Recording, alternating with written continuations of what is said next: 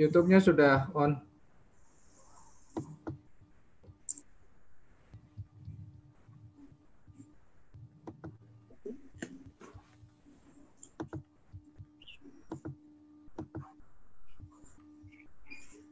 Siapa yang buka? Siap? Seri. Ya.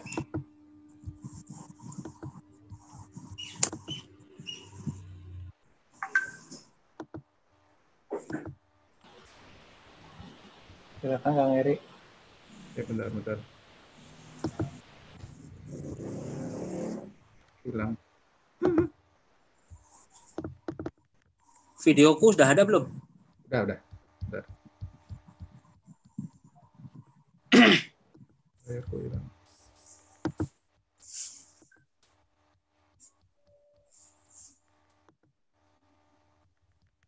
Oke.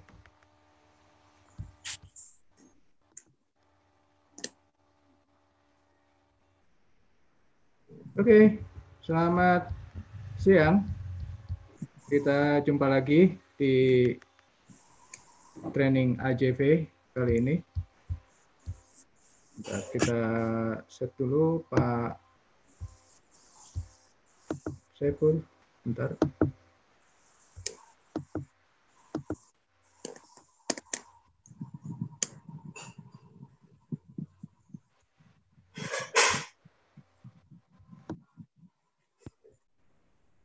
Suara saya ada nggak? Suara ada. Ada ya, oke. Baik, terima kasih semuanya. Kita mulai hari ini, kita akan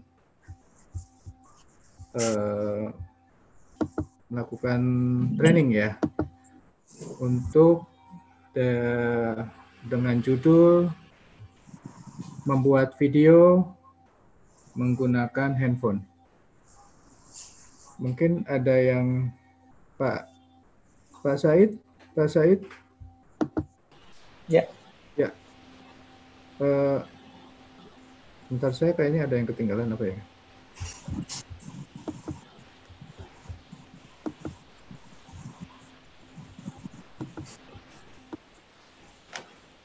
Oke, semuanya udah beres.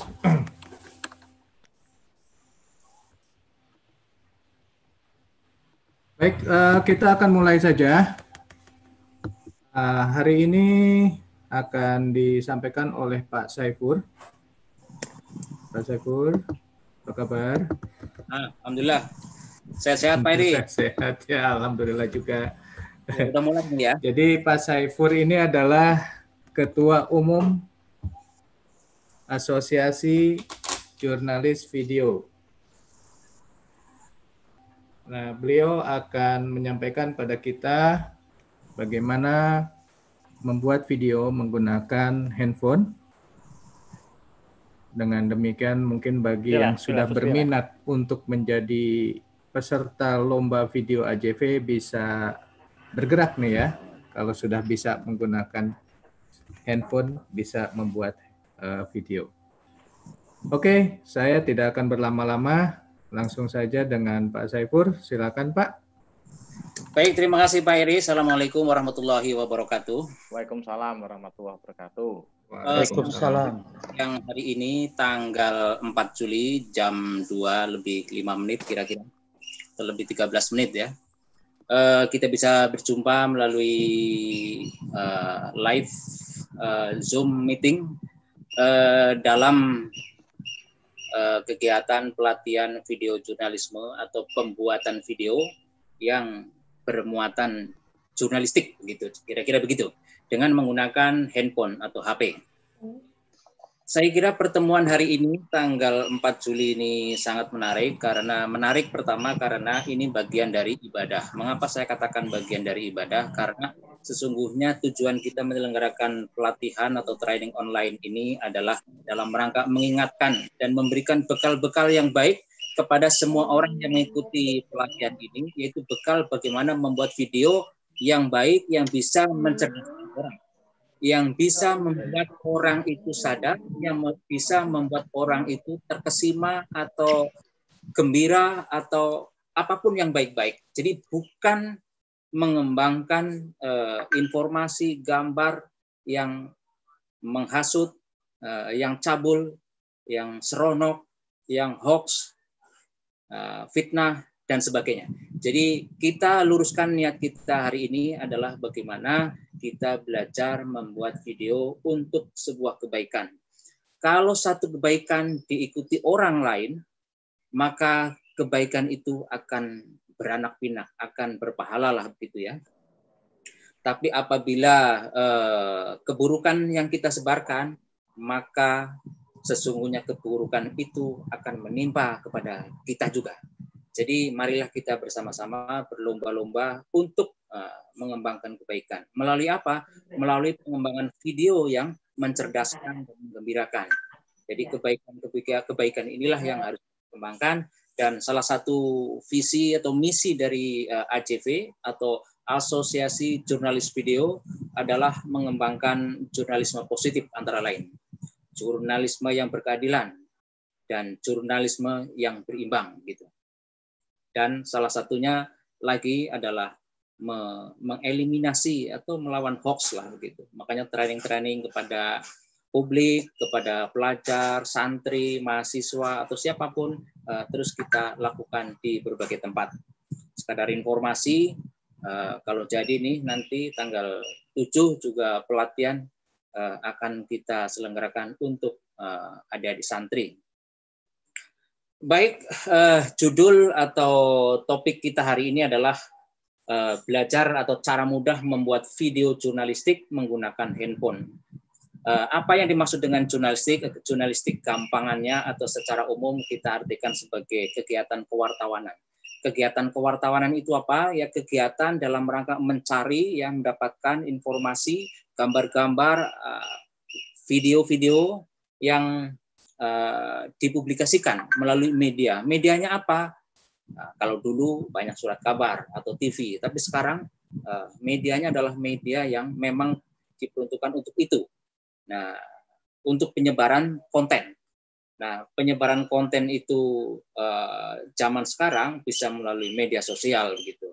Nah, menjadi pertanyaan memang apakah kalau kita menyebarkan informasi yang bernilai berita melalui media sosial kita disebut wartawan? Nah, itu temanya besok itu. Tapi ingin saya katakan ya bahwa hari ini kita akan berbicara bukan apakah Anda jurnalis atau bukan jurnalis, tetapi kita ingin menegaskan bahwa kita hari ini adalah berlatih menggunakan handphone untuk membuat video yang bernilai berita, yang memberikan unsur-unsur ada di mana tempatnya, apa isinya, bagaimana kegiatan itu, berapa orang yang mengikuti misalnya begitu. Jadi unsur-unsur inilah yang akan atau harus ada dalam sebuah informasi yang bernilai berita. Saya lanjutkan, Pak Eri bisa layar kedua. Ini adalah pengertian tentang jurnalisme. Layar ketiganya adalah ciri video jurnalistik. Pak Eri, layar ketiga. Kepada teman-teman yang belum masuk, silahkan masuk. Saya ini baru mulai ya. Jadi ciri dari apa namanya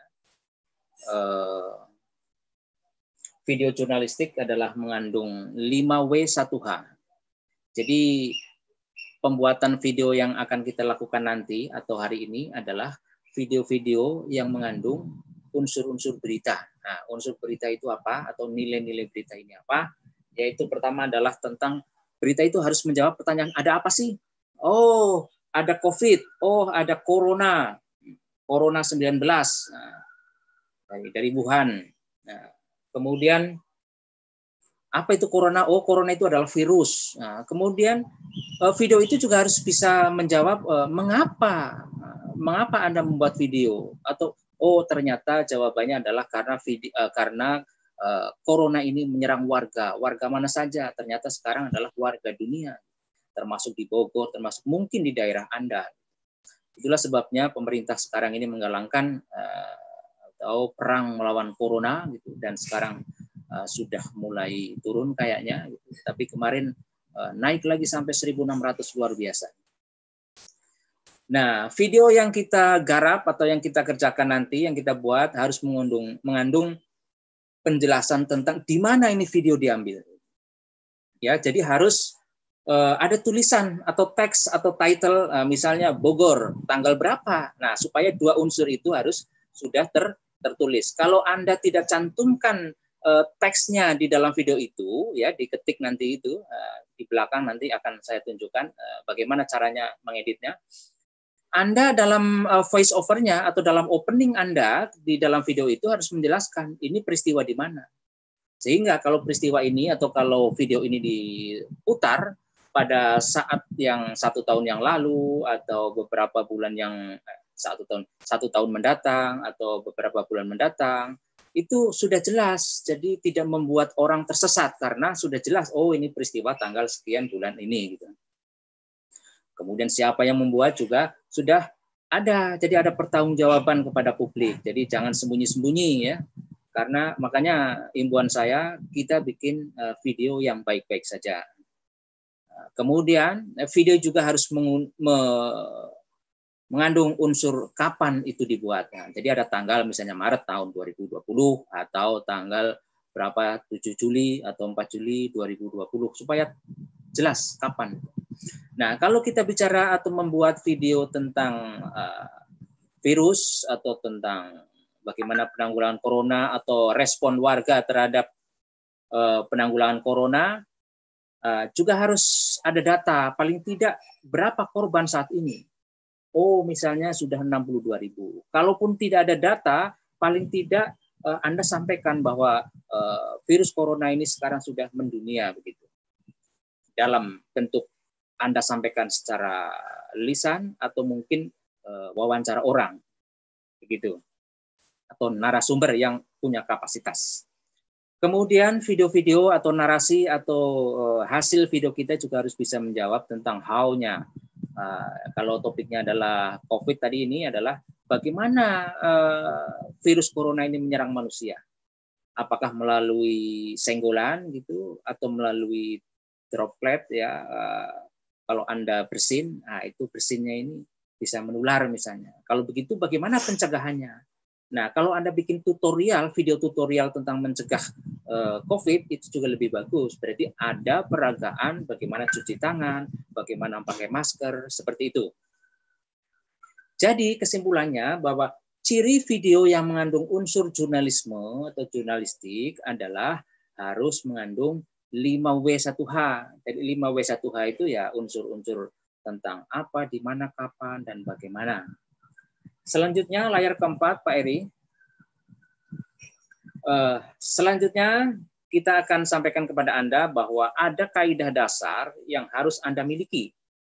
Yaitu apabila kita akan membuat video yang mengandung nilai jurnalisme, gambar-gambar itu haruslah aktual. Aktual itu artinya apa? Gambar yang harus benar-benar terjadi. Bukan rekayasa atau karangan-karangan gitu. Kalau berita itu kan harus jelas aktual. Benar-benar terjadi. Bukan karangan ya. Kemudian sinkron. Maksudnya sinkron ini adalah apa yang Anda sampaikan atau narasi yang Anda sampaikan melalui gambar itu harus nyambung gitu. Kalau kita bicara tentang sawah, ya gambarnya adalah sawah. Jangan gambarnya adalah gunung. Nah, jadi ya, itu tidak sinkron. Kemudian gambar-gambar itu harus bisa menyimbolkan. Misalnya ketika kita bicara tentang BPS atau Badan atau Balai Pusat Statistik ya, bicara tentang kenaikan harga akibat naiknya sayur mayur atau ekspor impor. Nah, yang bisa melambangkan ekspor impor itu apa? Gambar simbol apa? Ya mungkin kegiatan di pelabuhan. Kegiatan di pelabuhan itu ada keren-keren itu bawa barang-barang ekspor impor itu ya. Itu bisa mewakili sebagai simbol narasi yang bercerita tentang ekspor impor atau naik turunnya harga. Kalau misalnya harga kebutuhan pangan naik atau turun, seperti apa simbolnya? Simbolnya ya mungkin gambar pasar, gambar cabai rawit atau bawang dan sebagainya. Itu adalah gambar-gambar simbolis. Kemudian gambar ilustrasi. Nah, buat teman-teman atau Anda yang biasa menggunakan atau bikin berita tentang kriminal, biasanya ada ilustrasi bagaimana memperagakan orang melakukan kejahatan. Tapi ini hanya sekadar ilustrasi ya, bukan sesungguhnya. Jadi harus ditulis di bawahnya ini. Ini adalah ilustrasi gitu. Ditulis di teks gitu supaya jangan menyesatkan orang gitu. Anda juga bisa melakukan atau memperagakan ilustrasi bagaimana cuci tangan. Nah, itu adalah gambar-gambar ilustrasi. Nah, yang terakhir gambar-gambar yang harus Anda ambil untuk membuat berita yang bernilai jurnalisme adalah harus memperhatikan estetika atau keindahan. Keindahan ini artinya adalah harus ada tata krama lah ya. Misalnya mengambil gambar orang ya jangan orang jengking gitu kan, apa maknanya gitu. Gambar orang-orang yang bagus-bagus, yang cantik-cantik ini harus, jadi gambar itu harus indah, harus memperhatikan bagaimana cara pengambil yang bagus. Ada ukuran gambar. Kenapa harus extreme close up? Kenapa harus big close up? Kenapa harus jalannya gambarnya harus pen kanan, pen kiri, tilt up, tilt down? Nah, ini adalah dalam rangka estetika. Ada juga komposisi gambar. Kenapa Anda sebagai kameramen misalnya pengambil gambar tidak boleh ngambil gambar dari samping yang kelihatan seperti wayang? Nah, itu estetika. Nah, estetika ini akan tercermin dari materi yang akan saya sampaikan kemudian. Jadi misalnya di situ ada sebelum pada kaidah suara, saya akan sampaikan ukuran-ukuran gambar. Jadi ukuran gambar ini mulai dari extreme close up ya. Extreme close up itu lanjut kaidah suara nanti. Nah, extreme close up itu bentuknya adalah gambar yang sangat ekstrim yang memfokuskan pada gambar tertentu, misalnya apakah hidung atau mata atau alis atau bibir atau kuping. Nah, ini fungsinya adalah untuk menunjukkan gambar yang jelas, misalnya tai lalat. Nah, jadi itulah extreme close up. Close up, misalnya gambar kedua mata. Ini adalah gambar untuk menunjukkan seperti apa reaksinya. Hal ini juga akan tercermin ketika kita mengambil gambar big close up. Nah, dasar-dasar ini akan berfungsi buat Anda nanti untuk menggandeng atau merangkai gambar-gambar supaya punya makna, punya nuansa dan punya daya dorong, dinamika gitu.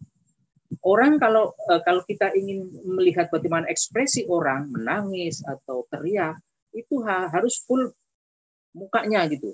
Misalnya ini big close up ya, dari atas kepala sampai ke bawah dagu. Kalau melotot matanya atau ekspresi menangis atau sedih itu harus gambar big close up penuh ini.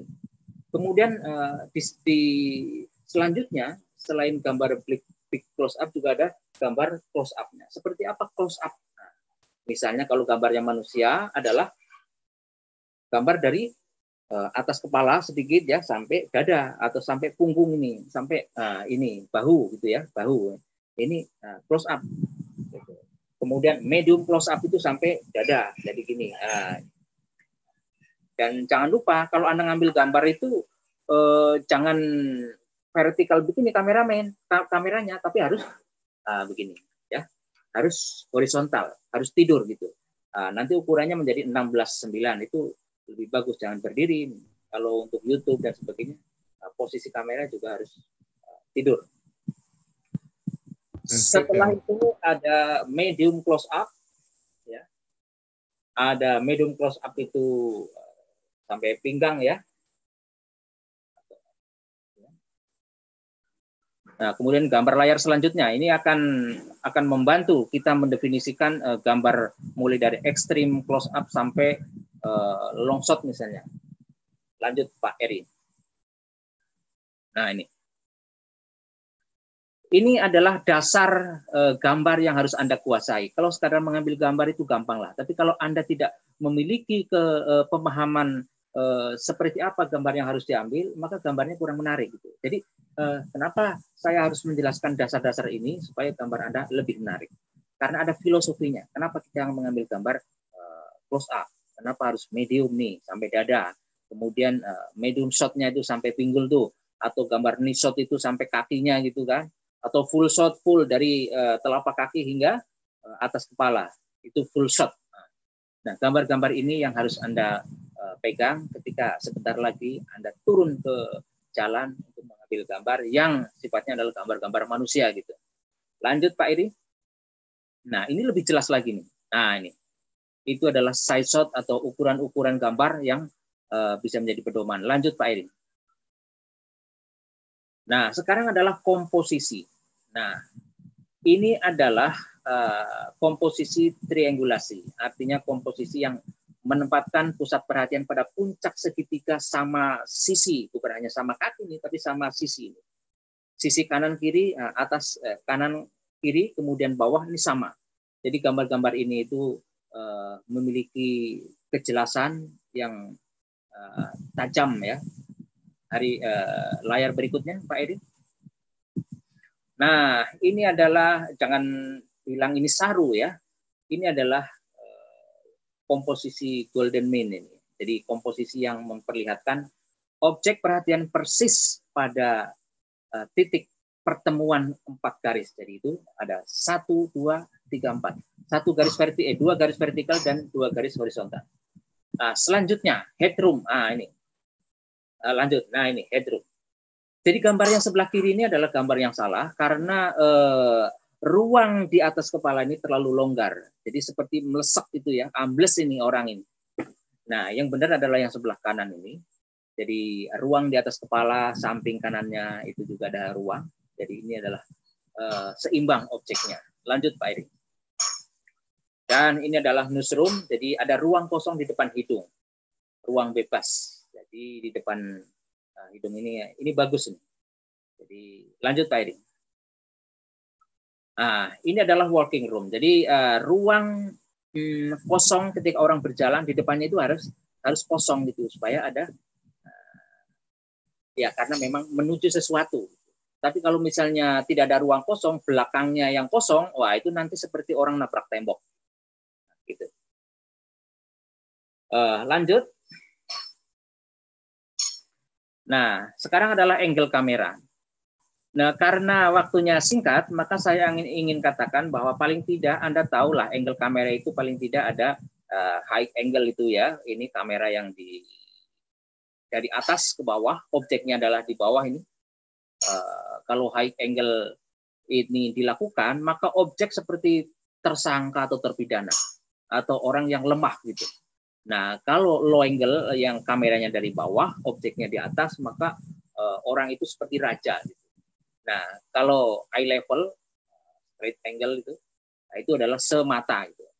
Lanjut Pak Eri. Nah, ini contoh high angle dan low angle nih.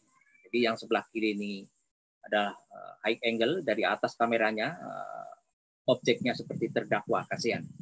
Nah, kalau yang kanan, low angle ini objeknya menjadi seperti raja gitu, berwibawa gitu. Lanjut Pak Eri.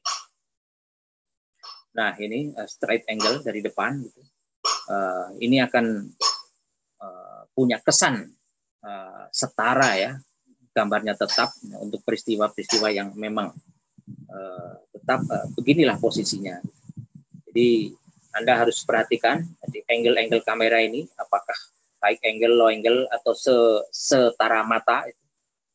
Ini menjadi penting supaya kesan yang ingin dibangun dari gambar-gambar ini punya makna, punya kesan tertentu. Kesan wibawa, kesan setara, kesan merendahkan, gitu kira-kira. Coba lanjut Pak Edi. Nah ini, pergerakan kamera. Jadi pergerakan kamera itu pada dasarnya ada 3, ya panning itu adalah gerakan kamera dari kiri ke kanan. Jadi kamera posisinya tetap, Anda pegang di tangan. Kalau misalnya kamera Anda megang kamera dengan tangan, ya tinggal geser aja ke kanan dan ke kiri. Itu namanya pan untuk menyapu pandangan. Ada apa saja sih? Nah, kita pan dari kiri ke kanan. Oh, dari kiri seperti itu, dari ke kanan terus. Nah, itu untuk memberikan nuansa atau menyapu pandangan supaya terlihat semuanya. Begitu juga pan kirinya dari kanan ke kiri. Nah, kemudian ada rattling ini pergerakan dari bawah ke atas atau tilt up, Kemudian ada dari atas ke bawah dari fill dot. Kemudian tracking. Nah, tracking ini adalah pergerakan kamera yang sejajar, apakah mau track maju gitu atau mundur gitu. Ini adalah pergerakan. Kalau kameranya pakai pedestal atau pakai tripod yang ada rodanya, tinggal digeser saja, itu banyak di studio itu. Tapi kalau misalnya pakai kamera tangan ya, handycam atau kamera HP, ya tinggal Anda aja berjalan ke depan, maju gitu. Jangan bergerak naik turun, tapi harus jalan ke depan atau mundur gitu. Ini punya makna tertentu, gitu. Mengikuti pergerakan. Lanjut Pak Eri. Nah, ini contohnya ini. Jadi kalau kameranya pakai kamera studio begini atau kamera yang ada tripodnya, ini tinggal menggerakkan kamera ke atas, ke bawah, ke samping, samping kanan, samping kiri. Lanjut. Nah, kalau tadi bicara tentang bagaimana cara mengambil gambar, ukuran-ukuran gambar sudah selesai dipahami, maka sekarang yang ingin saya katakan adalah kaidah naskah. Naskah itu menjadi penting kalau Anda dubbing gitu. Tapi dalam permainan kita hari ini adalah sebaiknya naskah Anda tulis untuk latihan, kemudian nanti dibaca, direkam, sehingga suaranya bisa diedit dan ditempelkan dalam atau saat editing. Nah, itu naskah.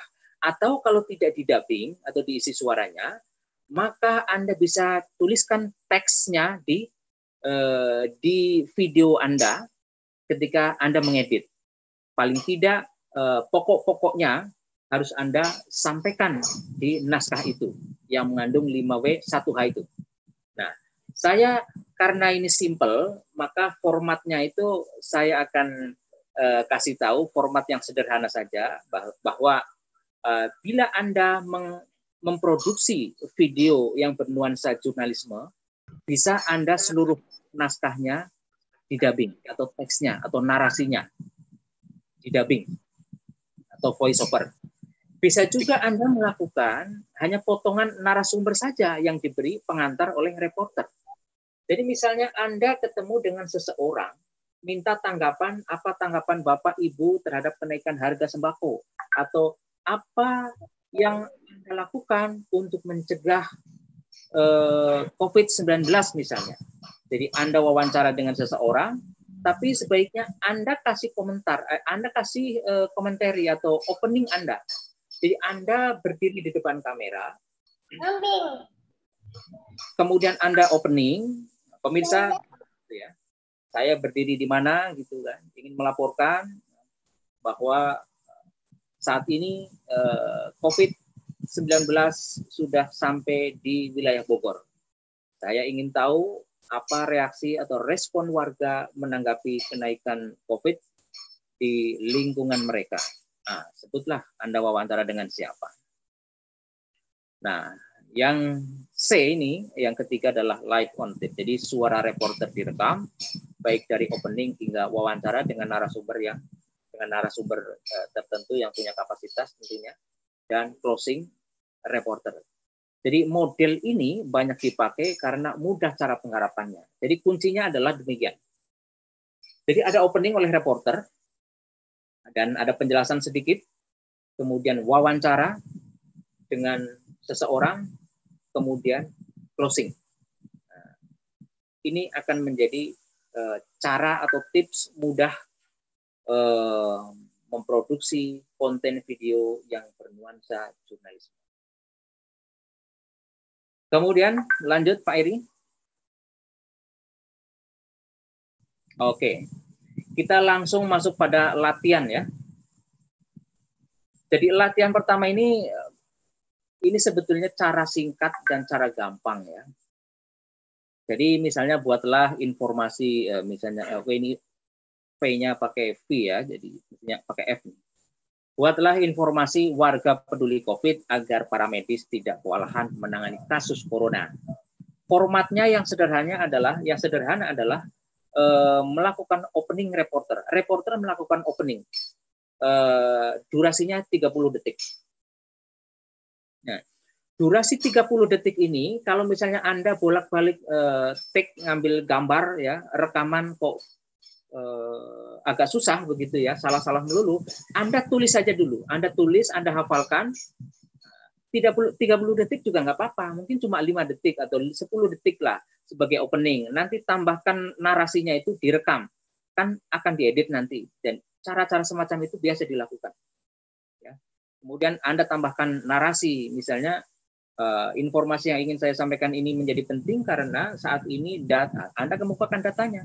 Karena data COVID di seluruh Indonesia sudah mencapai 62.000 kasus. Dan yang meninggal sudah misalnya 3.000 orang. Begitu.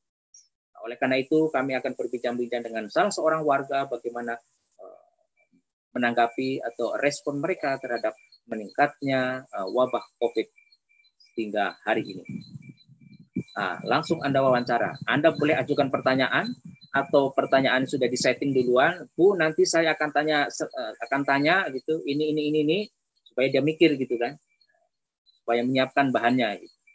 Tidak apa-apa dikasih tahu dulu supaya hasil yang kita capai menjadi bagus gitu. Kecuali misalnya live gitu kan. Nah, live itu kadang-kadang ya memang on the spot ya, tidak ada persiapan. Setelah wawancara baru Anda muncul lagi di kamera melakukan closing. Demikianlah pemirsa wawancara kami dengan ibu ini, ibu itu gitu ya, tentang kepedulian mereka terhadap mencegah COVID misalnya. Ini adalah cara-cara yang sangat mudah dan banyak dilakukan.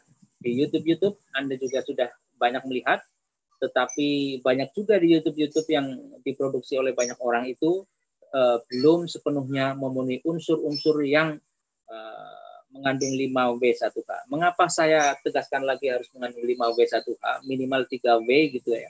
Itu karena untuk menjawab pertanyaan publik ini apa, di mana, kapan. Gitu. Nah, kalau ada 3 unsur itu minimal, maka Anda sudah bebas dari tanggung jawab dibilang sebagai penyebar hoax kalau video ini akan diputar oleh banyak orang di kemudian hari. Gitu. Sebagai contoh yang gampang ketika ada kebakaran. Kebakaran kejadiannya adalah kemarin. Anda tulis kemarin itu tanggal berapa. Nah, ketika 1 bulan, 3 bulan lagi diklik orang tidak akan tersesat. Oh, tanggal sekian ternyata. Oh, di sini. Gitu. Jadi itulah fungsinya Anda mencantumkan tanggal dan tempat. Oke, lanjut Pak Eri. Nah, setelah kita mengambil gambar dengan menggunakan handphone, Anda cek dulu ini gambarnya di HP ini, kira-kira sudah layak atau belum. Kalau belum, Anda ulangi lagi. Ambil lagi sampai beberapa kali dan sampai Anda menyatakan diri, oh ini sudah layak, oh ini sudah, Anda sudah pede lah ya, sudah percaya diri bahwa kalau ini diedit, maka sudah cukup gitu. Ini adalah kumpulan-kumpulan gambar dan Anda boleh mengambil beberapa atau salah satu dari aplikasi-aplikasi yang Anda kuasai. Apakah InShot misalnya, apakah Power Director atau yang lain-lain. Kalau di PC atau di bawaan Windows itu ada Windows Movie Maker. Itu juga bisa dipakai. Gitu. Paling tidak di awal kita melakukan pengambilan gambar, Anda sudah merasa cukup jika diedit digabung-gabung dari awal sampai akhir. Gitu. Nah, kalau belum, ya kita ambil lagi gambar ke lapangan. Gitu. Lanjut Pak Eri. Nah, ini adalah contoh gambar yang sudah saya coba masukkan ke aplikasi InShot gitu ya. Itu ada kumpulan gambar, sudah saya masukkan gambar yang tadi itu. Gambar pertama apa kira-kira opening ya, gambar kedua apa wawancara, gambar ketiga adalah closing misalnya. Jadi kita gabung-gabungkan. Kalau misalnya ada suara yang noise misalnya atau berisik gitu, Anda bisa mainkan di fitur-fitur yang ada. Misalnya di situ ada terlihat gambar tulisan T, ini adalah teks gitu. kemudian ada ya itu teks gitu. Nanti kalau ini diklik gambarnya, di bawah itu ada gambar gunting misalnya, trim atau gambar split atau gambar pisau untuk memotong gambar misalnya. Itu bisa Anda pelajari di InShot misalnya, karena di sana ada tutorialnya. Gitu. Nah, nanti lebih jelasnya bagaimana cara mengedit atau memanfaatkan fitur-fitur yang ada. Teman saya, Mas Said Rizky, akan memandu Anda. Tapi paling tidak ini adalah salah satu cara, salah satu aplikasi yang relatif gampang dipakai karena bisa diedit dengan menggunakan handphone juga. Lanjut Pak Eri. Oh, sebelumnya masih tetap. Nah, ketika gambar-gambar itu sudah dimasukkan ya, udah proses editing, saya edit, ini ada tulisan Bogor, tanggal berapa? 29 Juni 2020. Ini adalah untuk menjawab pertanyaan ini di mana dan kapan. Nah, ini. Jadi dua pertanyaan, 2W ini udah terjawab. Oh, tanggal 28 Juni 2020 di mana? Di Bogor.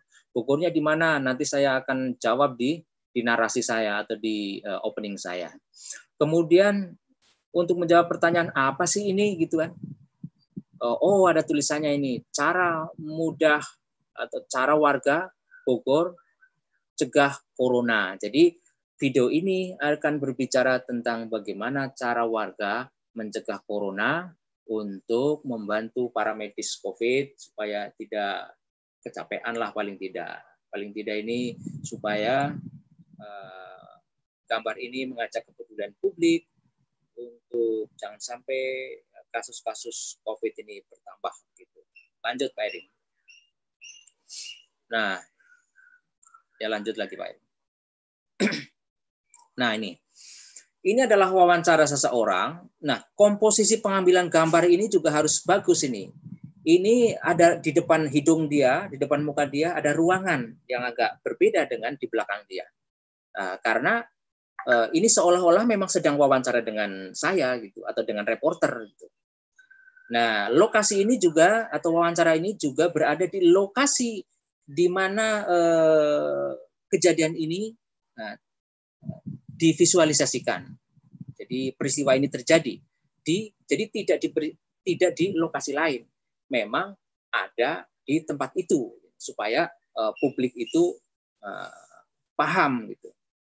Nah, di bawahnya juga tertulis ada namanya ini HJ Andi Bunaya, warga Bojonggede.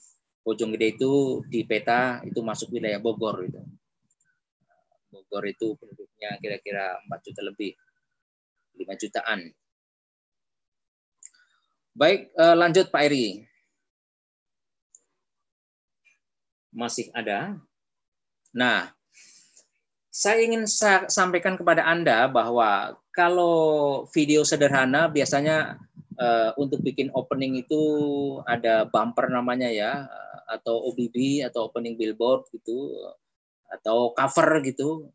Itu silakan Anda menyebutnya apa. Tapi supaya lebih menarik memang harus dibikin cover.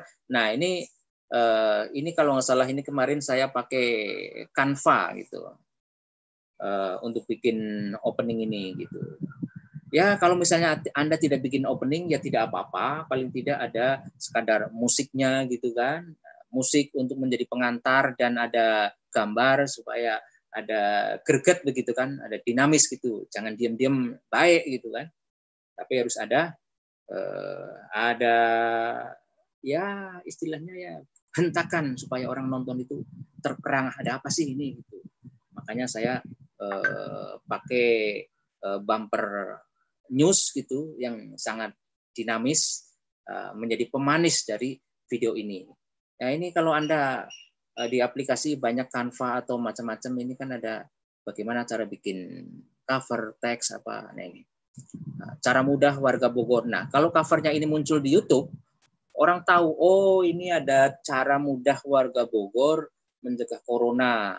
Seperti apa sih? Mari kita klik misalnya gitu. Jadi ini fungsinya cover supaya menarik gitu. Jadi kami juga berharap kepada Anda bahwa cover-cover yang Anda bikin itu ya sesuai dengan visual atau sesuai dengan gambar yang Anda rekam di lapangan. Saya kira secara prinsip ini adalah keseluruhan dari materi pokok yang ingin saya sampaikan kepada Anda, gitu nanti bisa diskusi. Tetapi saya ingin memberikan pesan kepada Anda bahwa pengambilan gambar atau video atau membuat konten video yang berkemasan jurnalisme ini tidak susah. Bahkan jika ini berhasil, Anda sudah bisa menjadi jurnalis gitu. Tayangkan saja menjadi di YouTube misalnya. Anda sudah menjadi jurnalis warga itu. Jadi platform media sekarang banyak sekali. Jadi Anda jangan terpaku menjadi jurnalis itu jurnalis mainstream yang ada TV-nya, ada dan sebagainya. Sekarang definisi jurnalis itu saya kira harus didefinisikan ulang. Besok kita tunggu ada pelatihan lagi. Akan disampaikan oleh Pak Haris Johari, revolusi jurnalistik atau revolusi jurnalisme. Barangkali akan ada pendefinisian baru media untuk melandingkan video-video jurnalisme itu apakah harus seperti yang sekarang dipahami. Nah, itu. Nah, bagaimana kita akan melihat hasil yang sudah kita terangkan tadi? Coba Pak Eri, apakah bisa diputar videonya?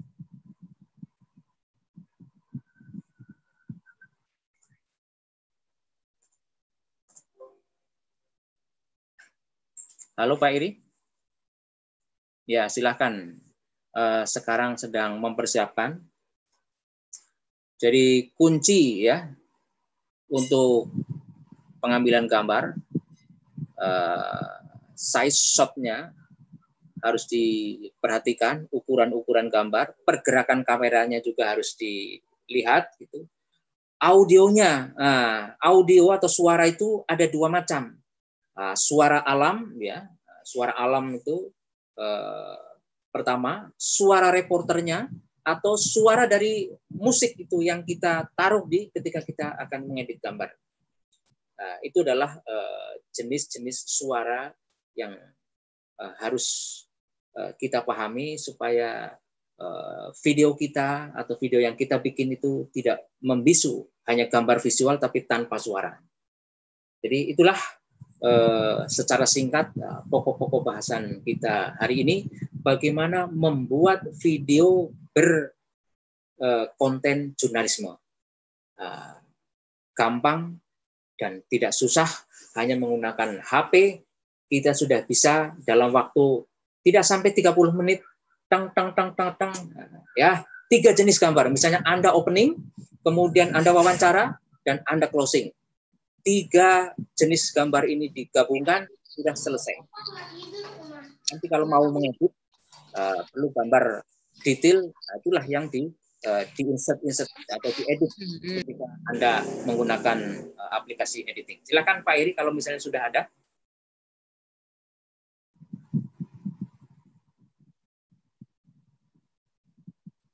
Audionya.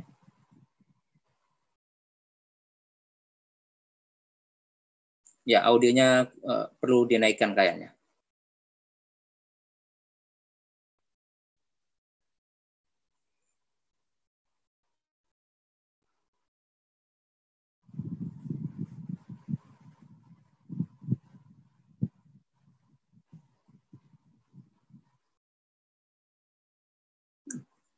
Audio sudah besar, tapi kok belum kedengaran ya? Udah full. Ada suara nih.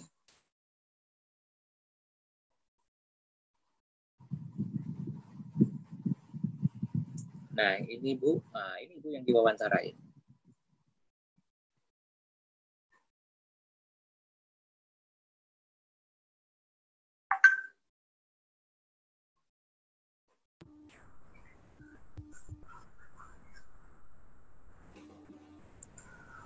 Nah, ini si Ibu ini masih bercerita, tapi ini di-insert gambar gitu ya. Di-insert gambar, Ibu ini masih bercerita tentang bagaimana pencegahan COVID. Nah, masuk lagi ke Ibu ini, melanjutkan ceritanya. Itu teksnya muncul juga. Nama dia juga tadi udah muncul.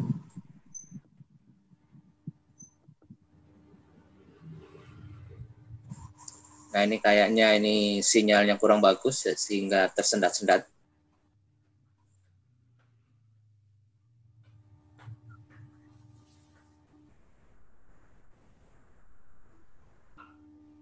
Nah, ini closing nih. Saya masih dengan Ibu Gunaya, closing. Tentang apa yang dia sampaikan. Topiknya mencegah COVID. Cara warga mencegah COVID-19. Nah, ini sudah selesai dan ada selingan musiknya kalau bisa didengarkan. Tapi kalau misalnya di forum ini tidak bisa Anda dengarkan, di web kita, di portal kita, di video news video news ya, bisa Anda saksikan. ID. Ya, apa namanya, Pak Eri? Videonews.id dan jurnalisvideo.id. Oke, demikian para pemirsa, peserta. Jadi tadi seperti ditegaskan oleh Pak Eri di videonews.id dan jurnalis video. Saya kira demikian pokok-pokok yang bisa saya sampaikan. Silahkan diskusi. Berapa peserta ini? Ada 29 peserta. Ada 29 di Zoom dan ada 40 lebih di YouTube. Oke, 40 lebih di YouTube. Ya, kalau ada peserta silakan Pak Heri bantu saya jawabnya aja. Pertanyaan lewat teks atau chat juga bisa. Silakan dibuka chatnya. Ya Pak, saya mau tanya Pak. Ya. Assalamualaikum warahmatullahi wabarakatuh. Waalaikumsalam. Pak Agus Yuliawan dari Ya, kenalkan saya Agus Yuliawan dari Pati, Jawa Tengah, Pak. Wis, luar biasa. Apa kabar? Ya, alhamdulillah ape-ape wae, Pak. Nah, menarik sekali apa yang Bapak sampaikan tentang video jurnalisme ini, Pak. Dan saya melihat banyak sekali saat ini orang-orang pada jadi YouTuber, Pak. Tapi ya pembuatannya ya hanya sekedar asal-asalan kayak gitu, nggak sesuai dengan teori-teori Bapak itu sendiri. Dan alangkah baiknya YouTuber itu juga seperti apa yang Bapak ajarkan teori itu, sehingga hasilnya juga bisa dipertanggungjawabkan dan juga tidak memproduksi tentang hoax itu sendiri itu loh. Itu menariknya begitu bagi saya itu loh. Terus yang kedua Pak, ada beberapa pertanyaan yang ingin saya sampaikan. Tadi itu kan waktu Bapak bikin video Ibu tadi, itu kan terjadi pemotongan insert Pak, ketika Ibu diwawancari kemudian Bapak tampilkan sebuah insert. Nah, selama ini saya menggunakan pakai Filmarago Pak. Nah itu gimana Pak? Kan susah sekali tuh Pak. Terkadang saya membuat satu insert ketika di sini, ketika saya edit nanti hilang itu suaranya itu kalau pakai Filmarago. Mungkin ada program yang bagus, itu satu. Terus yang kedua adalah bagaimana sih Pak? Karena saya juga bukan jurnalis, tapi saya juga kepingin mengharapkan namanya masyarakat ikut berpartisipasi dalam konteks jurnalisme citizen. Saya ingin juga melatih agar bisa memproduksi lingkungan sekitarnya Pak dalam konteks pengembangan jurnalisme citizen. Saya rasa itu Pak. Terima kasih. Assalamualaikum warahmatullahi wabarakatuh. Baik, terima kasih Mas Agus Yuliawan dari Pati, Jawa Tengah. Jadi, waduh, saya senang sekali mendengar ini ada Pati itu, di sana ada Juwana, bandeng Juwana ini ya. Jadi kalau Anda misalnya bikin bandeng Juwana, ya bagaimana produksinya, bagaimana apapun lah, pokoknya semua hal tentang bandeng Juwana, mulai dari bagaimana bikin ikannya, budidaya ikannya, sampai bagaimana pemasaran, pembuatan, produksi, dan orang-orang yang terlibat di dalamnya, bagaimana tingkat ekonominya. Wah, saya kira ini Anda udah pahalanya bagus sekali nih, luar biasa ini. bahkan Anda bisa menjadi duta ya, duta penyebar kebaikan di tingkat ya misalnya remaja lah, apa Karang Taruna, Pramuka di daerah Anda lah itu.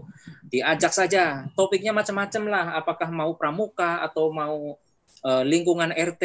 Sekarang ini banyak orang melakukan kegiatan hidroponik misalnya ini kan, bikin sayur-sayuran. Topiknya macam-macam, bisa kita tarik ke banyak hal gitu. Tapi paling tidak dasar-dasarnya harus dikuasai.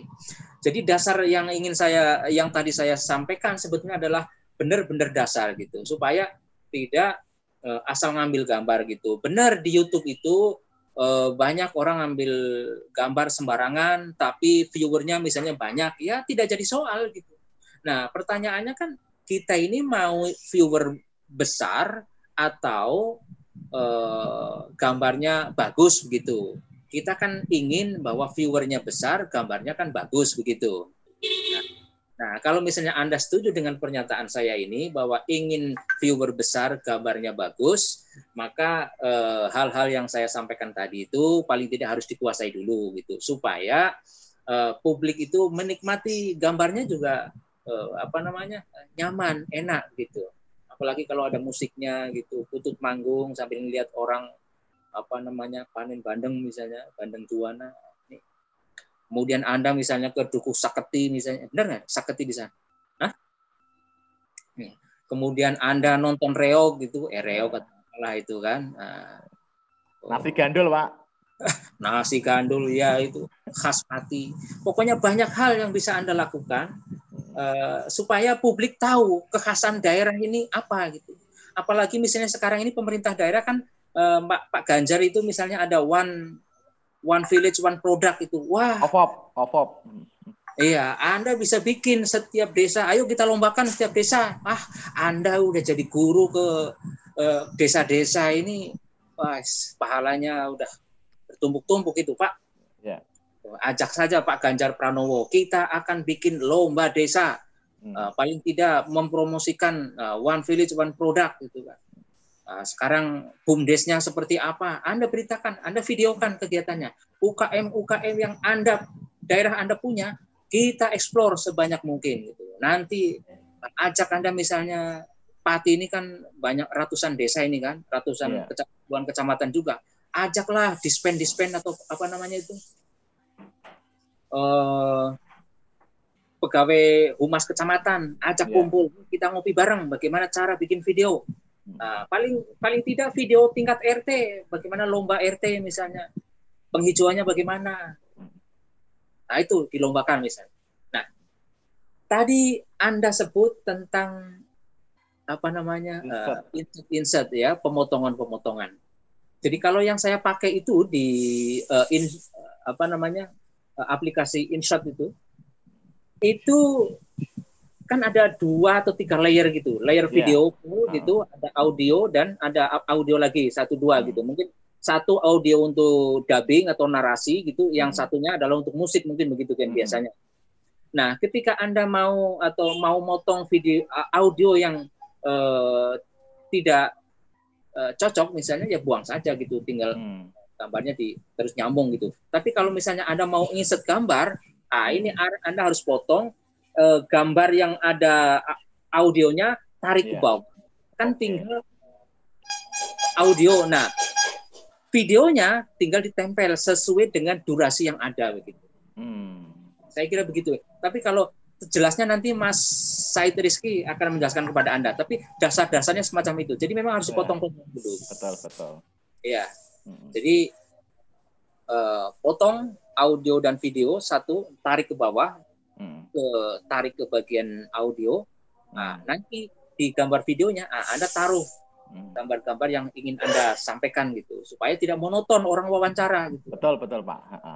Kalau Anda monoton wawancara kan pusing tuh ya. Kalau yang diwawancari adalah artis cantik misalnya gitu kan, itu tidak jadi soal gitu.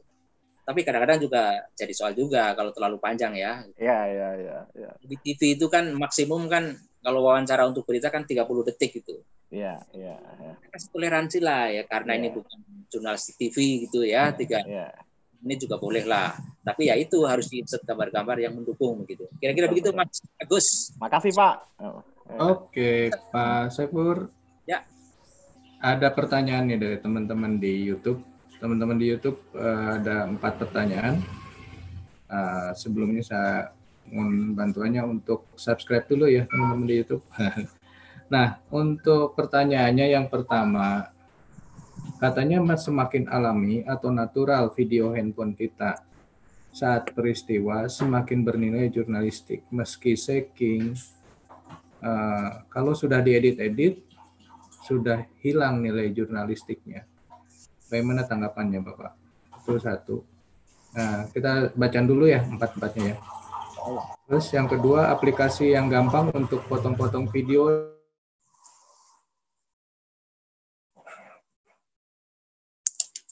Lanjut.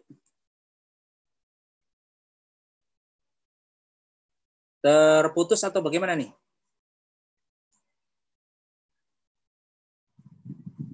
Pak Said bisa dibantu suaranya? Ya, sepertinya Pak Eri itu terputus gitu ya. Oke, saya bantu bacakan pertanyaan kedua. Ini aplikasi yang gampang untuk potong-potong video dan suara serta banyak efeknya di HP tapi gratis, nggak bayar apa ya? Oke. Terus lanjut. Oke. Yang berikutnya, untuk bahasa yang digunakan untuk hal seperti ini, apakah harus bahasa yang serius apa bisa santai? Mungkin itu dulu ya Pak. Kalau kita bacakan semuanya nanti banyak sekali ini. Oke, terima kasih. Dulu sedikit. Pertanyaannya itu paling tidak ini karena ini awalan ya. Semoga yang ikut ini bisa menjadi pelopor ya di tempatnya masing-masing lah. Kita sharing aja gitu. Apa yang kami miliki, yang kami punya itu juga bukan sesuatu yang satu-satunya gitu. Banyak ahli-ahli yang bisa Anda ikuti gitu. Tapi paling tidak pengalaman saya ketika jadi jurnalis di Antv ini saya tularkanlah kepada Anda. Pertama adalah gambar natural. Betul, gambar natural memiliki nilai jurnalisme yang bagus gitu, karena akan membuat orang terbelalak melihat ada apa ini. Gambar kebakaran asli, jeritan orang itu menjadi daya tarik. Kemudian polisi mengejar-ngejar tersangka gitu. Nah, tapi yang terakhir, polisi mengejar-ngejar tersangka ini juga kadang-kadang tidak kelihatannya alami gitu, tapi ada juga yang sudah dibuat sedemikian rupa sehingga seperti live gitu, karena sudah terlambat ngambil gitu, jadi perlu ada peragaan gitu. Nah, itu adalah ilustrasi gitu. Nah, kalau ilustrasi yang semacam ini, yang seolah-olah live, sesungguhnya harus ditulis itu ilustrasi gitu. Nah, untuk gambar-gambar yang lain, ya, yang gambar natural, kalau gambarnya goyang-goyang, itu bisa dimaklumi memang. Gitu. Tapi kalau goyangnya itu keterlaluan, gitu, sampai nggak kelihatan gambarnya, ya harus dipotong gitu. Jadi bukan berarti gambar natural itu tidak memperhatikan estetika. Tetap kalau ingin kita tayangkan ke publik, gambar natural tetap harus memperhatikan estetika. Apalagi misalnya gambar natural orang bacok-bacokan, apa ya mau kita tayangkan? Kan tidak juga gitu. Pasti estetika harus berbicara di situ. Hati nurani harus bicara. Kita dilarang misalnya mengeksploitasi orang, kesedihan orang, kemudian darah-darah gitu, kriminalitas yang keterlaluan gitu. Itu harus dihindari. Besok ini 28 hari lagi atau 27 hari lagi ada korban. Maka gambar orang menyembelih hewan jangan Anda tunjukkan secara blokosuto. Tahu nggak blokosuto itu? Mas Teten tahu nggak blokosuto ini? Mas Said tahu. Jadi apa adanya. Nah, ini jangan Anda biarkan gambar penyembelihan itu apa adanya sampai lehernya berdarah-darah, itu jangan. harus ditutupi itu. Itu kalau misalnya dilihat orang yang sedang makan misalnya bisa muntah. Nah, inilah fungsi estetika, fungsi editing di sini. Jadi jangan mentang-mentang gambar natural menjadi nilainya tinggi, tapi mengabaikan estetika, ya tidaklah. Gambar misalnya polisi mengejar jambret gitu ya bolehlah gitu. Tapi ketika jambretnya udah ketangkep langsung dipukuli sampai teriak-teriak, aduh tolong, tapi tetap digebukin, ya kasihan juga gitu. Nah, mesti di blur gitu ya. Jadi harus ada teknik bagaimana mengeblur berita. Nah, nanti di screenshot itu ada. Nah, sekalian aja saya menjawab pertanyaan berikutnya, aplikasi apa gitu. Ada aplikasi yang pernah saya bikin ya, Power Director gitu. Tapi memang agak repot gitu, Power Director. Repotnya apa? Repotnya yang saya ya karena saya menggunakan HP memang agak taltul, apalagi saya ini bukan orang milenial gitu ya. Saya ini kolonial gitu. Jadi agak susah ini gitu. Jadi ya yang gampang-gampang saja lah, misalnya di situ fitur-fiturnya banyak dan sudah ada di situ semuanya gitu. Toh fungsi kita kan hanya untuk menggandeng-gandeng gambar dan suara supaya bisa dipublikasikan tanpa celah begitu. Dan informasinya cukup lengkap gitu. Ya pakai aplikasi InShot gitu, INSHOT gitu. Nah, nanti gambarnya, ikonnya seperti apa, Mas Said Rizky untuk tunjukkan gitu. Kemudian soal bahasa, baik teman-teman sekalian, pertanyaan Anda bagus ini. Tadi tidak saya singgung. Bahasa yang mau kita pakai ini apakah bahasa formal atau resmi atau bahasa informal? Saya kira karena karakter kita ini videonya ini adalah santai, ya informal saja gitu. Anda mau bikin seperti reporter TV beneran, ya boleh gitu. Bahasanya adalah bahasa resmi. Tapi resminya TV ini kan sesungguhnya adalah bahasa harian gitu. Jadi sampaikan informasi yang Anda punya itu seperti Anda ngomong dengan teman Anda di depannya gitu. Jadi apakah Anda mau pakai gaya "Hai guys" gitu, ya boleh saja gitu. Sesuai dengan karakter Anda lah gitu.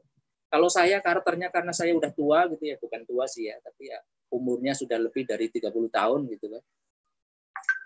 Nah, 30 tahun Pak Teten, lebih dikit. Jadi ya teman-teman atau saudara atau pemirsa atau ya, dan sebagainya gitu kan. Jenis sapaan itu macam-macam. Kalau Anda lebih muda lagi, milenial misalnya 25 ke bawah atau "Hai guys, jumpa lagi dengan saya Saiful Rahman" atau siapapun di hari ini di channel YouTube saya tentang apa kayak gitu. Hari ini kita akan bahas tentang bagaimana bikin rujak yang bagus gitu. Boleh Anda. Jadi bahasanya sebaiknya memang santai, informal ya. Supaya apa? Supaya enak diikuti gitu. Tapi kalau misalnya formal, kayak mau sidang aja. Sidang APEC misalnya atau sidang DPRA itulah formal. Tapi kalau misalnya pemirsa Anda adalah orang-orang yang santai-santai, ya sesuaikan dengan pemirsanya lah. Dan sesuaikan dengan channel yang Anda pakai untuk menyiarkan itu. Saya kira itu dulu soal bahasa, soal aplikasi, dan soal gambar natural. Ada lagi, Mas Said? Ada lagi nih. Saya dulu ya, Pak Said. Ini ada pertanyaan soal wawancara. Katanya kalau mau wawancara itu kadang-kadang narasumbernya merasa tidak nyaman sehingga nggak keluar. Gimana caranya bisa yang diwawancara itu nyaman? Yang kedua, kadang-kadang katanya kalau udah mau wawancarai itu kadang-kadang kita blank, nggak tahu mau nanya apa, lupa. Oke. Ada triknya, Om. Oke, jadi pengalaman saya itu begini gitu. Jadi ketika kita ketemu dengan seseorang, kita ngobrol dulu santai, mungkin sambil makan es atau makan apalah di situ gitu. Apa kabar Bu dan sebagainya. Itu kita dalam rangka menggali informasi dulu. Jangan on the spot langsung tembak gitu, jangan. Mereka nanti merah matanya gitu kan, malah tidak bagus gitu. Jadi harus ada say hello dulu, apa kabar Bu, bagaimana kondisinya, bla bla bla bla. Nah, terus tanya, di sini kok seperti yang saya lakukan dalam gambar tadi itu.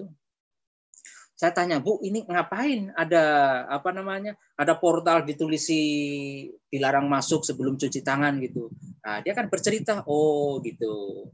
Nah, cerita inilah yang kemudian, Bu, saya akan rekam ya cerita Ibu tadi, tolong diulangi. Nah, pertanyaan saya, Bu, ngapain pakai apa?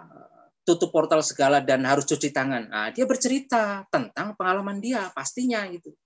Nah, karena dia itu mengalami dan dia tahu ya kapasitas dia karena memang dia warga situ, berarti dia tahu apa yang harus dilakukan dan fungsinya portal dan cuci tangan gitu. Jadi dia memang menguasai gitu. Jadi Anda milih narasumber juga harus milih narasumber yang memang kredibel gitu, punya kapasitas gitu. Setidaknya tentang topik yang kita angkat gitu. Jadi misalnya kalau Anda mau bikin video bagaimana cara bikin sambal yang bagus, jangan Anda bertanya sama tukang batu gitu. Anda Anda ingin mengobati anak, jangan beli obat di tukang bangunan, pasti harus di apotek kan begitu. Jadi sesuai dengan kapasitasnya. Kemudian apalagi tadi itu? Oh, triknya. Nah, Anda tulis kira-kira pertanyaannya apa. Ya, Anda tulis dan sampaikan saja. Ya namanya juga direkam ini kan bisa disetting gitu. Bu, oh kalau salah diulangi lagi gitu. Misalnya komposisinya kurang bagus. Misalnya pencahayaan nih. Jangan Anda melawan cahaya kameranya. Cahaya harus menyinari si orang yang diwawancarai. Kayak gitu. Supaya gambarnya bagus. Latar belakangnya itu harus apa? Yang sesuai, yang cocok, yang match, nyambung gitu kan. Nah, itu. Jadi latar belakang juga harus diperhatikan. Nah, lingkungan. Kalau bising kan menjadi kurang bagus. Nah, tunggu ketika lalu lintas sudah sepi. Tapi kalau ketika lalu lintas rame, Anda tarik di tempat lain tapi masih dalam background atau latar belakang yang mendukung gitu. Kira-kira begitu trik-triknya gitu. Ada lagi Pak Said? Pak Said. Eri.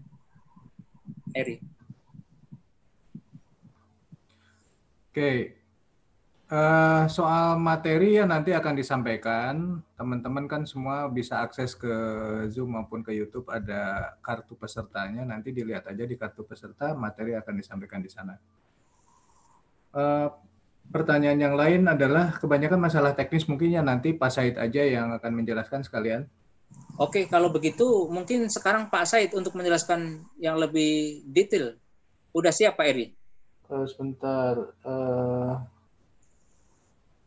Bagaimana kalau kita membuat berita tetapi videonya nggak ada tentang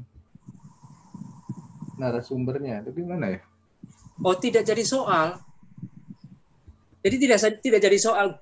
Munculkan gambarnya, ya gambar, tulis namanya dan kutipannya.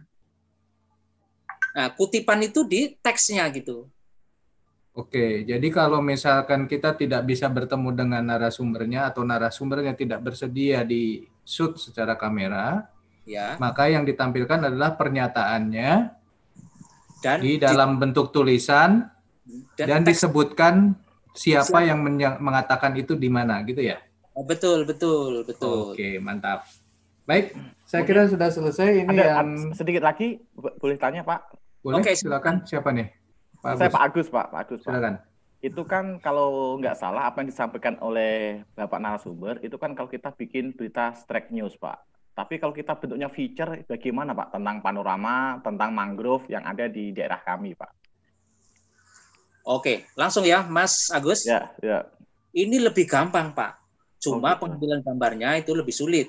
Nah, pengeditannya juga lebih sulit. Karena apa? Karena gambar ini harus memperhatikan estetika yang benar-benar. Misalnya, apakah mau pakai zoom, pen kanan, pen kiri, atau tilt up, gitu kan? Dari bawah ngambil ke atas. Ini kan bahasa gambar yang harus dikuasai, gitu. Jadi, untuk menyapu bersih, di samping kiri ada siapa, sampai ke fokusnya, gitu. Jadi, pen kiri, pen kanan, itu bisa dimainkan, gitu. Kalau yang saya ceritakan tadi kan memang cut to cut lah, cara gampang sebetulnya juga cara mudah gitu kan. Jadi memang benar-benar mudah gitu. Fokusnya hanya jangan sampai publik bertanya ini apa, kapan, di mana kayak gitu. Tapi kalau video jenisnya adalah jenis sudah features gitu ya, udah lebih meningkat ilmunya, harus tinggi, penguasaan cara teknik pengambilan gambar juga sudah berbeda, tidak cut to cut. Ya ini ilmunya beda lagi. Nanti mungkin kelas 2. Nah, paling tidak di situ juga nanti pemilihan musik juga harus ada musik yang cocok seperti apa. Kalau kasusnya misalnya di panoramanya adalah ada ombak, ada orang panen bandeng di di tambak-tambak gitu kan. Nah, pengambilan gambar di situ angin juga lebih besar. Bagaimana cara mengurangi angin gitu. Musiknya musik Jawa, jangan musik Sunda karena Pati tidak Sunda gitu kan. Nah, jadi kira-kira pemilihan musiknya. Jadi ini kelasnya udah kelas 2 nanti Mas Agus yang lain ya. Oke, Pak, satu lagi, video itu durasinya berapa lama ya untuk video jurnalistik idealnya? Satu lagi Kak Heri. Oke, kalau video jurnalistik ya 1 menit 40 menit, 1 menit ya 1 menit 40 detik udah cukup itu sebetulnya gitu. Tapi kalau misalnya untuk lomba kita nanti ini kan ya 3 menit itu maksimal lah itu sebetulnya. 3 menit maksimal. Nggak usah panjang-panjang, tapi unsurnya terpenuhi, pesan sampai, itu udah cukup. Mau nanya Kak Heri? Teten, mangga Kang Teten. Nih Pak Ustadz mau nanya nih Pak Ketua. Kalau kita mewawancarai seseorang misalnya, Bu, saya mau mewawancara Ibu dan ini akan diupload di YouTube, disebutkan gitu. Saya siapa, mau diupload di YouTube gitu. Itu aja pertanyaan. Oke. Nah, soal diupload di YouTube-nya itu nanti belakangan lah, Bu. Ibu mau nggak? Ya tanya aja, Ibu mau nggak berbagi kebaikan kepada orang gitu? Tentang apa? Kan berbagi kebaikan kepada orang kan mungkin dia akan merasa tertantang. Oh ya, saya mau kebaikan nih. Tentang apa sih ini? Ibu kan ahlinya tentang apa gitu kan? Coba ceritakan apa sih yang Ibu lakukan? Bagaimana sih cara menghadapi ini itu kayak gitu? Saya kira begitu Pak Teten ya. Jadi banyak trik yang perlu dilakukan untuk menggali seseorang itu membuka mulut berbicara gitu.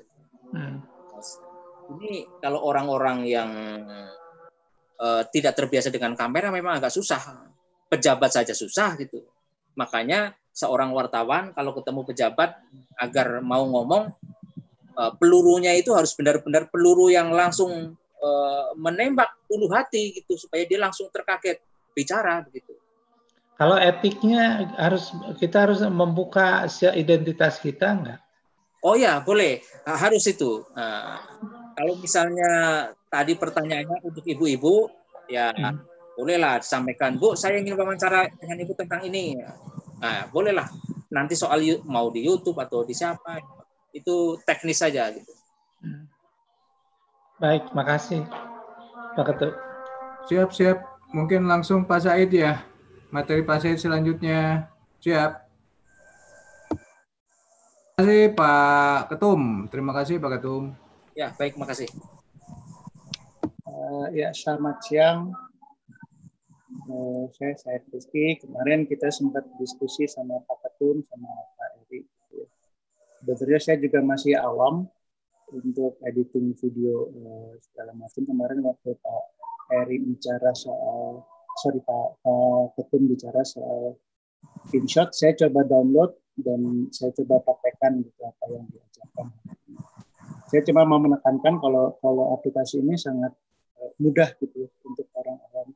Apalagi tadi kita sudah terima materi dari Bang Saifur, kalau isi video itu harus ada videonya, harus ada grafik, ada voice over dan materinya yang nyambung gitu.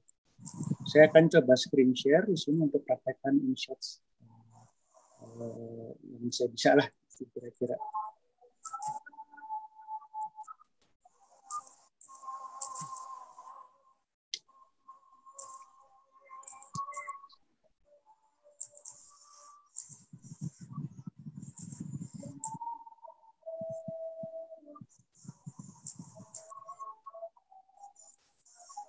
Di luaran ini udah banyak sekali sih aplikasi-aplikasi yang untuk editing video yang ada di handphone, sangat mudah pengoperasian, apalagi setelah kita belajar dari Bang Syaifer gitu, tentang kaidah-kaidah.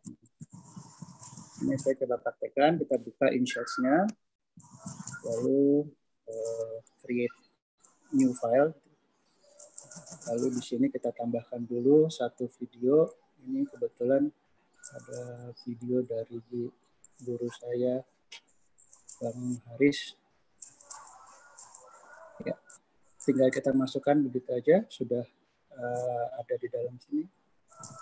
Mungkin tadi Bang Syaifer bicara soal bumper di depan, kita tambahkan, tinggal tambah, klik di sini ada icon plus, tambahkan blank, kita bisa tambahkan teks di sini. Lalu kita berikan judul apa yang kita mau berikan.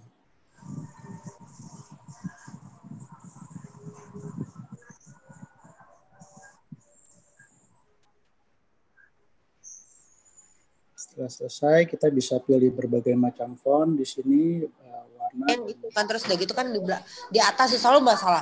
Sekarang tuh masalahnya itu selalu di atas sama di atas sama di bawah dapur. Itu begitu Pi memang dari. Sorry. Bocor. Ya, ini di sini kita bicara soal teks, di sini juga kita bisa kita mau taruh sampai semana gitu teksnya, bisa kita panjangin, gitu. Tinggal kita drag kiri dan kanan. Nah, setelah ini kita coba running dulu. Enaknya dengan apps InShot ini rendering itu sangat cepat ya, berbeda dengan aplikasi-aplikasi yang mungkin lebih rumit zaman-zaman dulu. Ini sekarang semuanya udah sangat-sangat mudah. Kita coba running. Jadi soal jurnalis video ini itu sebuah perkembangan baru di dalam dunia jurnalistik.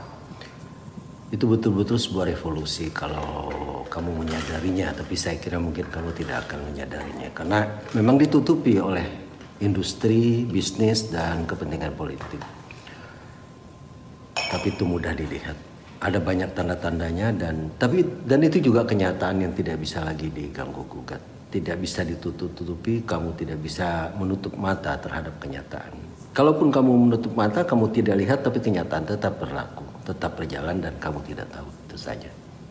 Ya, itu saja. Setelah selesai kita klik checklist. Kan suaranya bisa dikencengin nggak Om? Itu suara bicaranya nggak kedengeran. Tadi kedengeran? Kedengeran tapi kecil Om. Kedengeran. Kecil ya? Kedengeran.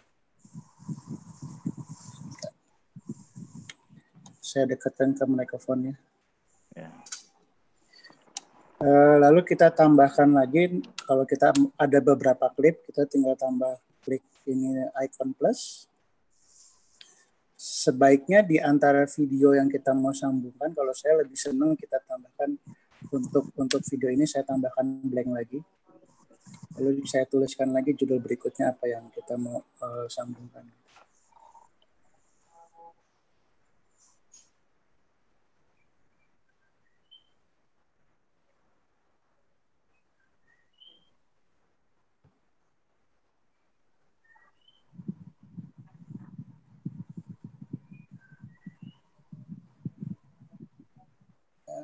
Kita lalu geser lagi, kita checklist, tambah lagi videonya.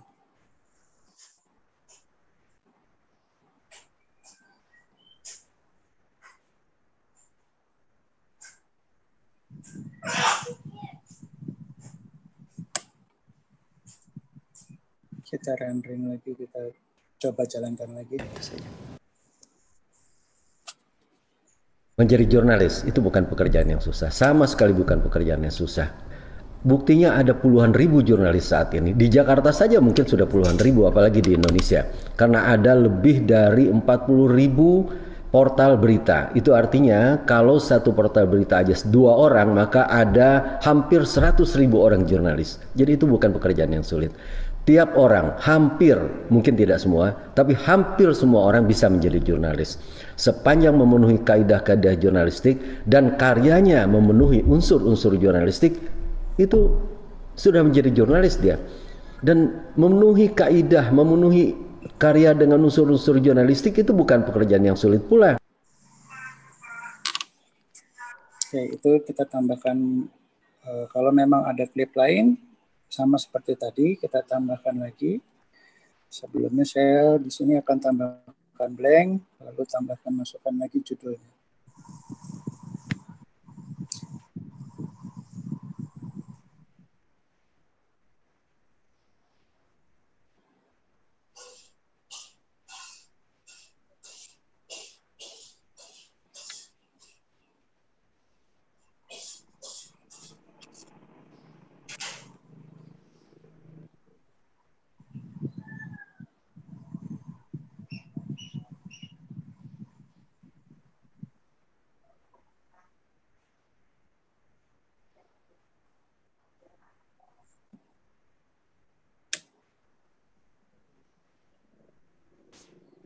Sangat mudah ya buat ini video dengan InShots ini, tinggal kita cemplungin aja ya, videonya.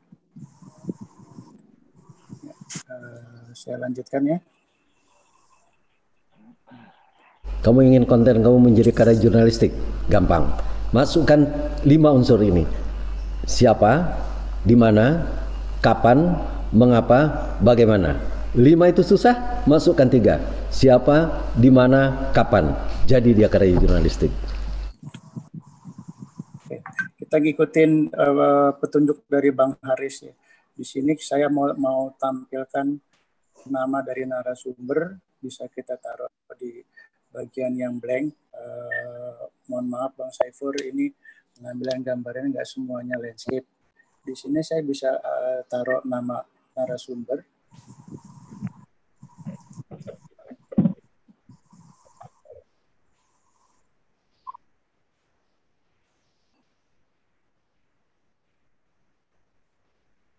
Bisa saya drag ke kiri bagian yang kosong dari supaya tidak mengganggu gambarnya. Di frame berikutnya saya bisa tambahkan lagi lokasi dan tanggal pengambilan mungkin.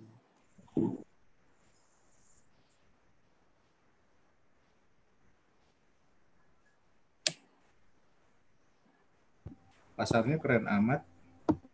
Wah, sorry.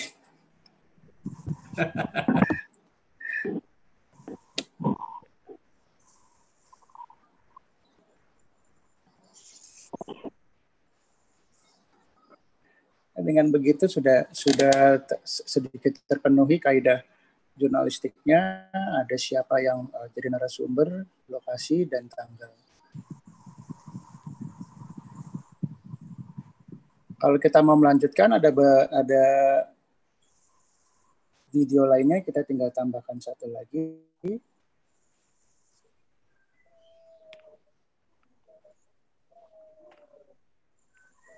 Shoot.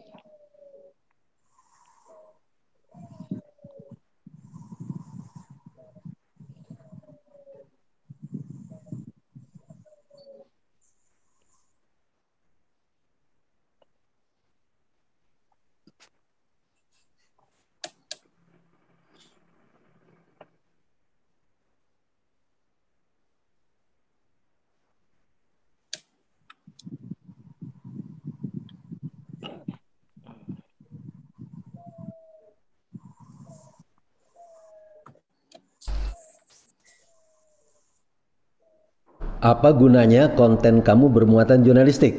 Nah, itu menghindarkan kamu dari hoax. Dan caranya mudah. Cantumkan siapa, di mana, kapan, maka konten kamu menjadi lebih jelas.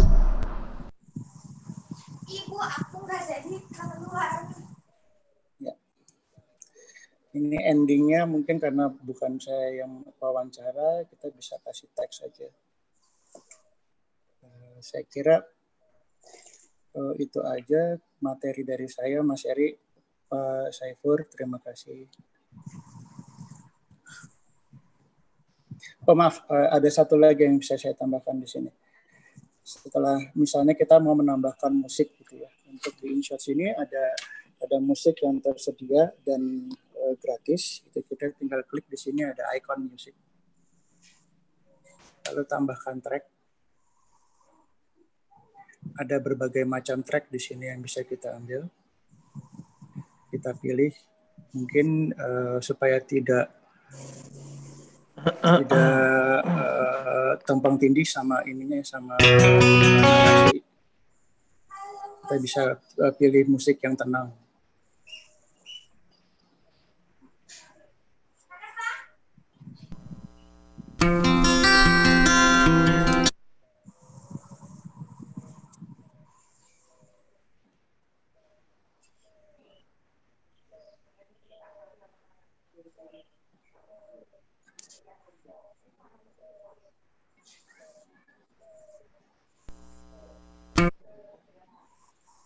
Lalu di bagian musik ini kita juga bisa tambahkan untuk fade in sama fade out.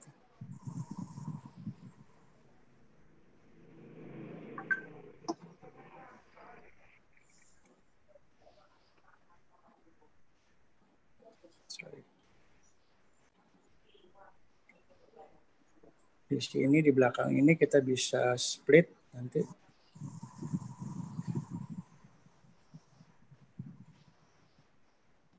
Kita split untuk kita buang bagian yang tidak perlu.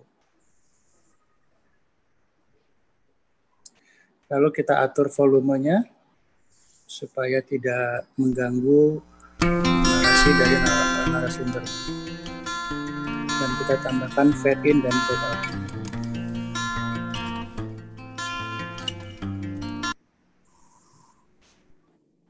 Jika sudah selesai, kita tinggal putar balik kembali dari hasilnya.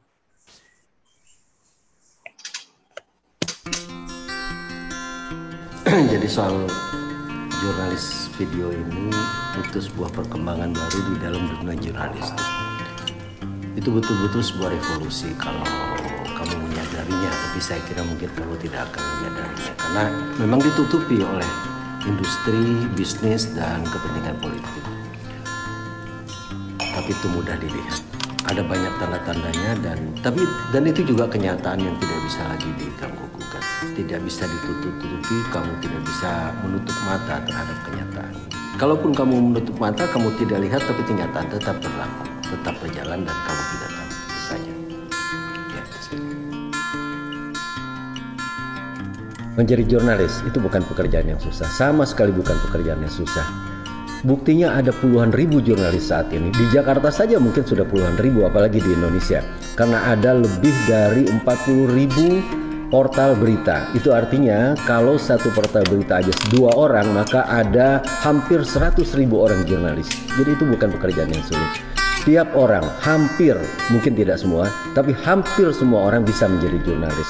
Sepanjang memenuhi kaidah-kaidah jurnalistik dan karyanya memenuhi unsur-unsur jurnalistik, itu sudah menjadi jurnalis dia.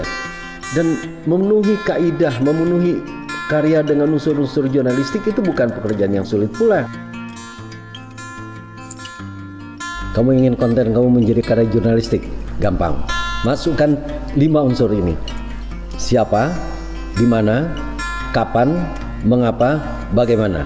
5 itu susah, masukkan 3. Siapa, di mana, kapan. Jadi dia karya jurnalistik. Apa gunanya konten kamu bermuatan jurnalistik? Ya, itu menghindarkan kamu dari hoax. Dan caranya mudah. Cantumkan siapa, di mana, kapan, maka konten kamu menjadi lebih jelas.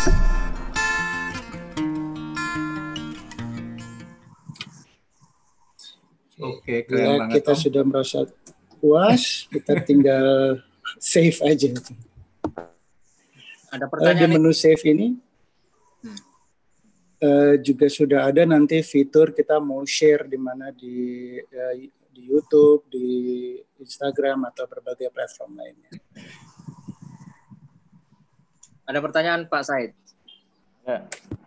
Dari di chat ya. Ya, bentar ya.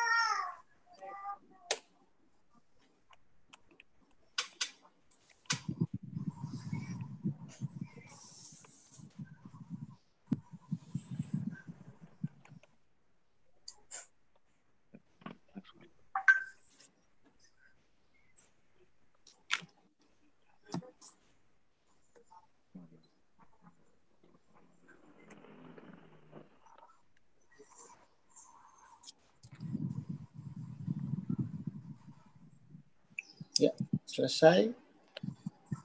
Saya rasa kurang lebih dari 15 menit tadi Pak Eri ya. Nah, ini karena InShots-nya ada iklan karena apps-nya gratis. Oke. Oke, Pak Said. Ya. Ada beberapa pertanyaan nih. Oke. Yang pertama. Saya coba jawab ya. Oke, mengenai copyright. Halo. Ya. Yang ini ada yang masalah copyright dari lagu kayaknya nih. Pakai musik seperti apa ya. katanya supaya. Memang kadang-kadang kalau kita ambil lagu dari apps itu dia suka keluar copyright. Ada beberapa. Suaranya agak kurang kencang kan? Halo. Ya. Ya. Ada beberapa website yang memang menawarkan lagu-lagu yang free copyright. Memang kadang-kadang kita mesti bayar ke website itu biar kita bisa menggunakan lagu-lagu. Memang ada urusannya sama hak intelektual di situ. Oke. Ada beberapa pertanyaan lain. Ini katanya kalau dia bikin efek peralihan gambar itu kenapa pada saat peralihan itu jadi lebih cepat itunya gambarnya. Nah, iya, ini itu masalah kecepatannya ikut kepencet kali ya. Oh, bukan, maksudnya ini yang dimaksud mungkin transisi, Mas Eri. Iya, transisi. Jadi transisi itu kenapa tadi saya di antara klip saya taruh blank itu untuk mengakali hal itu. Jadi kalau kita merge dua video jadi satu ditambahkan transisi, dia memang jadi memotong video yang kita gabungkan. Makanya tadi untuk lebih safe tadi saya taruh blank satu, atau mungkin kalau mau taruh foto atau apapun itu bisa diakali seperti itu. Oke. Jadi itu memang ada kendalanya yang ciri khasnya lah, bukan kendala ya. Ciri khasnya InShot memang begitu ya. Jadi bukan cuma InShot sih, saya rasa memang transisi bekerjanya seperti itu. Dia memotong klip yang digabungkan. Oke deh kalau gitu. Terus ini katanya kalau mau dubbing suara gimana? Tadi di aplikasi yang tadi katakan suaranya ditambahin, kan sebenarnya tadi sama dengan nambahin musik ya? Betul. Jadi tinggal kita rekam punya audio track yang lain, kita ambil aja, kita cemplungin aja di situ. Tapi kan ada beberapa pilihan. Mungkin Pak Saifur bisa menambahkan ya tadi untuk yang audio. Oh ya, jadi untuk suara dubbing saya sebagai reporter misalnya atau narasumber pun gitu, itu pakai HP itu lebih clear biasanya. Nggak usah pakai mic lah. Sekarang ini HP itu cukup dalam satu senjata, HP saja. Dulu ketika saya media online saya misalnya Warta TV ini masih hidup dulu, saya dubbing suara itu di kamar mandi sambil baca, rekamannya sudah ada ya, direkam di laptop juga bisa gitu, tapi di HP juga bisa. Nah, suaranya ini yang kita copy langsung dimasukkan ke track aplikasi editing itu. Kalau di editing tadi InShot itu ada 2-3 track, satu video, satu audio dubbingan atau audio narasi. Nah, yang ketiga dalam musik. Nah, kita taruh di audio dubbingan itu. Nah, itu teknis itu saya kira sih tidak begitu sulit ya. Nah, jadi di dubbing yang repot ini kan bagaimana dubbing yang benar, bagaimana naskahnya yang benar supaya di dubbing juga bagus gitu. Nanti ada teknik bagaimana bikin naskah. Tapi paling tidak kalau namanya juga belajar, baca dulu sebelum Anda seperti live on cam kayak gitu. Anda baca juga nggak apa-apa. Tapi paling tidak dipertahankan 10 detik Anda di depan kamera, selanjutnya baca nggak apa-apa. Nanti di-insert gambar. Jadi misalnya Anda ingin mengatakan bahwa pemirsa, sesaat lagi atau pemirsa pada pertemuan kali ini saya ingin sampaikan bagaimana membuat hidroponik dengan menggunakan barang bekas kayak gitu.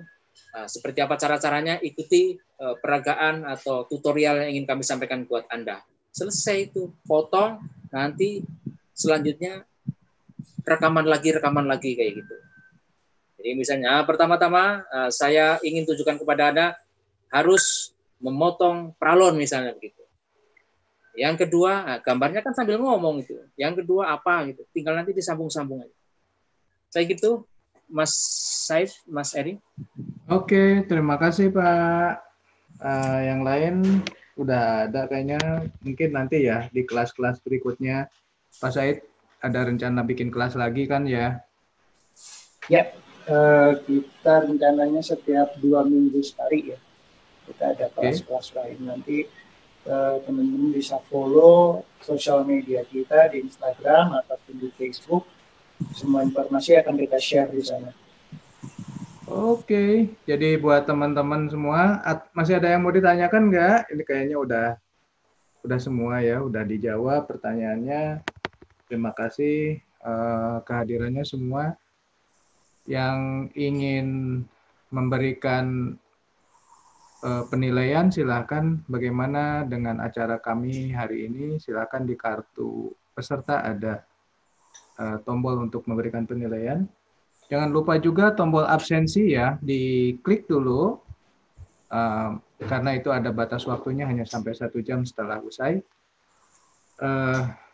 Apa lagi ya? Pak Saiful, ada lagi yang mau disampaikan ke peserta? Oke, kepada teman-teman peserta, saya ingin mengucapkan terima kasih atas kepesertaannya, peran sertanya hari ini. Kami mohon masukan dan koreksi apabila di sana-sini ada yang merasa kurang atau tidak nyaman. Anda boleh telepon saya atau WA ya, 0811872356. Itu sudah saya tulis di form chat di media ini. Kemudian ikuti juga pelatihan-pelatihan yang yang akan kami sampaikan dari Asosiasi Jurnalis Video karena situasi pandemi masih seperti ini. Pelatihan kita rancang untuk 16 kali dalam 1 tahun gitu ya, ikuti sajalah ide-ide belajar berbuat baik kepada banyak orang gitu kan. Tapi kalau misalnya Anda yang tertarik dengan model-model gaya bagaimana pengembangan jurnalisme ke depan gitu, mau mengundang kami, boleh saja sambil santai aja, misalnya kumpul-kumpul para grup, misalnya itu tadi saya lihat ada Banjarnegara itu pesertanya gitu. Oke, setiap juru penerang di Kabupaten Banjarnegara kumpulin makan siang, nah, nanti kita sharing di situ, boleh gitu, ngajak bupatinya sekalian, Pak Edi siapa itu, Pak Budi Sarwono gitu kan, atau wakil bupatinya juga boleh gitu, sambil sharing gitu, nggak apa-apa gitu. Jadi ingin kita tunjukkan kepada siapapun bahwa cara-cara semacam ini, cara bikin video yang bagus itu penting, bahkan sangat penting itu. Dinas Pendidikan harusnya juga mengalokasikan waktu untuk memberikan pelatihan semacam ini. Saya kira begitu, dan AJV ini telah memulai. Mudah-mudahan ya bisa terus berlangsung. Dan mohon maaf kalau ada kekurangan di sana-sini. Sampai ketemu di lain kesempatan ya. Assalamualaikum warahmatullahi wabarakatuh.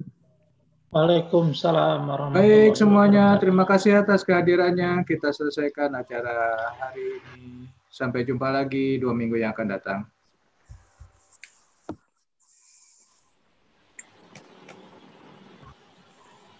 Terima kasih Pak. Terima kasih Kang Eri. Sama-sama. Terima kasih Pak Ketum, Pak Said. Mas Ipung, Sama Pak Teten. Terima kasih buat Pak Ketum, Mas Said, Mas Eri, Kang Eri, Pak Teten, apa kabar? Baik, alhamdulillah Mas. Ipung gimana? Alhamdulillah baik-baik aja Kang. Iya, mana nih Bang Haji nggak kelihatan? Iya. Citra. Thank you Citra. Ya, terima kasih semua Pak Teten, Mas Said, Pak Ketum. Oke. Bang Haji kemana ya? Ada ngumpet dia. Ada tadi ngumpet. Paling ganteng ya Kang Said nih. Oke, kita selesaikan ya. Terima kasih. Yuk. Ya. Bye.